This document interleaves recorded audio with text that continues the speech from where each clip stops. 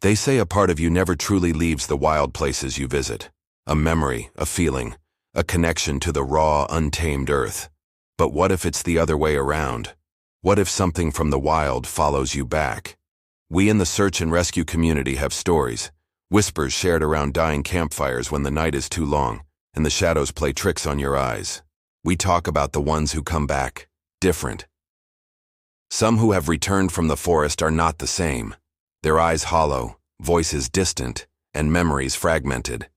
They speak of places that shouldn't exist, and time that doesn't flow normally there. We see it firsthand. A seasoned hiker, lost for only 48 hours, returns with a 100-yard stare, unable to account for the time. He talks about a path that wasn't on any map, leading to a grove where the trees seemed to breathe in unison. His watch had stopped, but he claims he saw the sun and moon chase each other across the sky a dozen times. Another woman, a young botanist, was found sitting calmly by a creek, her notebook filled with sketches of impossible flora, plants that shimmered with an inner light. When we asked her how she survived, she simply smiled and said, "The forest provided." But her eyes, they held a depth that wasn't there before, like looking into a starless night sky. These changes take a toll on everyone, search teams and families alike. We push on because we have to, but the weight of the unknown is heavy on our hearts. Imagine briefing a family, trying to explain that their loved one is home, safe, but not whole. How do you tell a wife that the husband who returned can no longer stand the sound of birdsong, that he spends hours staring at a blank wall, whispering about the man made of moss and memory? How do you comfort a child whose mother came back with no recollection of them, only of a silent king who reigns over a palace of roots? Every successful rescue feels like a partial failure. We bring back the body, but sometimes the soul seems to have been left behind, traded for secrets we were never meant to know. The relief of finding someone alive is quickly overshadowed by the chilling realization that their ordeal is far from over. It's a quiet dread that settles in your gut and never truly leaves. Then, there are the staircases. That's when things really started to change for our unit. It began as a rumor, a strange tale from another SAR team a few states over.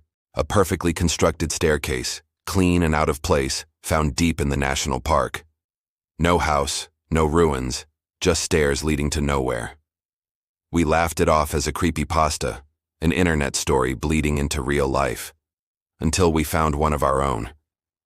It was on a search for a missing teenager about 15 miles off the nearest trail, a spiral staircase made of what looked like polished marble, winding up into the dense canopy and disappearing. It was pristine, not a single leaf or speck of dirt on it. Our equipment went haywire near it, compasses spinning, GPS failing, radios emitting nothing but static. We logged the coordinates, took photos, and warned everyone to stay clear. But curiosity is a powerful thing. Our latest missions have been the most harrowing. We found new staircases, heard new whispers, encountered entities that defy explanation. The whispers are the worst. They aren't in any language you know, but you understand them perfectly.